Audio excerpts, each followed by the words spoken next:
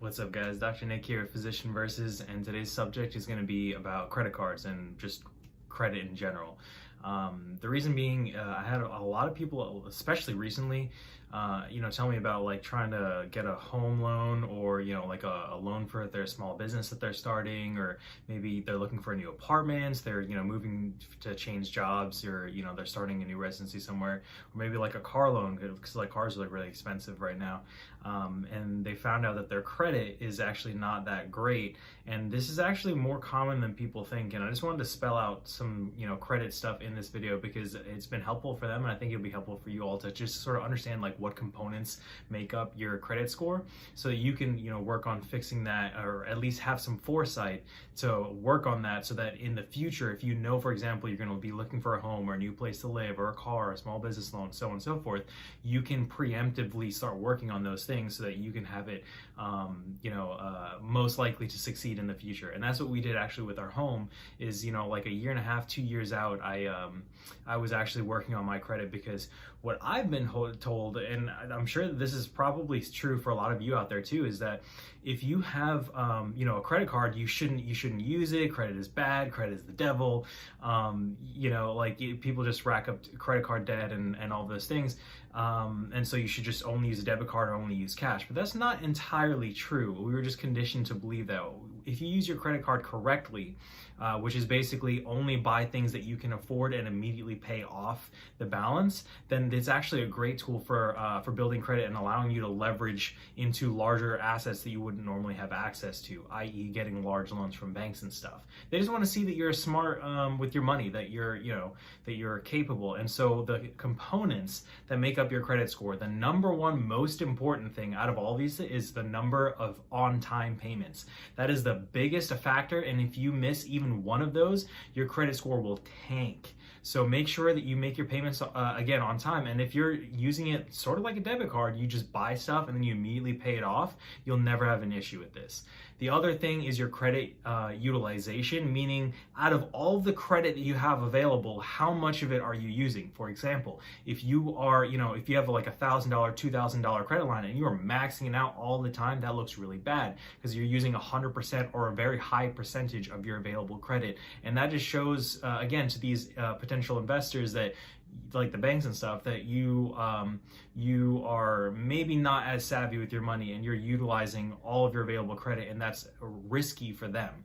So you want to make sure that you're only using a small amount. If you have multiple credit cards, you're only putting a little amount and immediately paying it off, and that'll look good as well.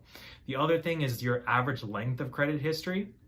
So this is where actually a lot of, especially younger generation, get sort of screwed over, is they're taught that credit cards are really bad, so they don't open any credit cards or they don't really use them, and so they don't have a certain amount of years shown that they have an open credit account, or they don't have any credit whatsoever. And then they may have a lot of money and they may be making a good amount of money with their job, but they don't have any credit history. They have no accounts open, or the accounts that they have open are only been open for a short amount of time. And this is something, unfortunately, that only just builds with time. You need to have open credit lines, and they need to be there for, years and years. And then the last thing, it kind of makes sense if you've been following along, it's your total amount of credit balance available. So for example, do you have multiple credit lines and you have $1,000, $2,000, $10,000, $100,000? How much credit overall do you have available? So those are all the components that make up your credit score. And when lenders are going to look to whether or not they want to give you a loan, they're going to look at your credit report, and they're going to look at all these different things and decide at that time, is this someone that is using their credit well or not using it well? And that's reflective in what your score is. So usually your score, you want to be generally north of 700 if you can, and then the closer obviously you are to 800 and all those things, the better deals you're going to get, the more your loans you're going to qualify for, the lower interest rates you're going to qualify for. So there's a lot of advantages, and then you'll also get a lot of different offers from different credit companies at that point. There's like, hey, sign up for our card, sign up for our card. Me too, me too, me too. We want to do business with you because you obviously are a good investor and you know how to manage your credit. And then that'll come along with a lot of different bonuses that the better cards have. So where the heck do you start?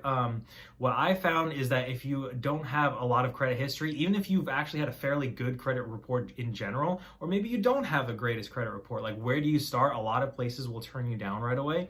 What I found is that Discover is actually one of the best places that you can open your initial credit card and start working on your credit. And so once you get your foot in the door, then you work up your credit score higher and higher, and then you're going to qualify for even better deals with other banks and all those things. Not to say that Discover isn't bad or isn't good. It's actually really good. They give you like a lot of cashback options with no annual fee, which is like the ideal card you want to go for. It's no annual fees, so you can just have them and just keep boosting your credit score, but then also give you a decent amount of benefits as well. A lot of the starter cards that you'll go for, they'll just offer you absolutely nothing. But with the idea that they'll give you a small credit score, sort of like a little mini test to see how you do with credit cards. But Discover will actually just right out the gate, they'll let you start earning a bunch of cool rewards and stuff. So that's what I use. That's what I recommend. And then you can sort of work your way up from there. If that's something that interests you, I'll have a link somewhere. If you just click probably in the description on my little link tree, you'll see one for like Discover Credit, and I think if you start with them, they'll actually give you like $100 towards your first statement. So I mean, it's a cool little bonus, but the biggest thing honestly is that they're a great card to start with to start boosting your credit. So beyond that, I know those probably not what you were expecting to learn about on a random afternoon, but it's actually really important because it may be a random afternoon now, but these are things to be thinking of in the future, in terms of like longer term asset procurement and making sure you're setting yourself up for success. So again, this is something that I've had a lot of different people approach me about recently, and I think it's probably good for most people out there to understand how these things work, because it's not expressly taught to you anywhere, and it's just useful information to know. So if this helped you, drop a like, follow, comment, any of those things. It really does help the search algorithm. But beyond that, it was a pleasure talking to you guys, and I'll catch you later.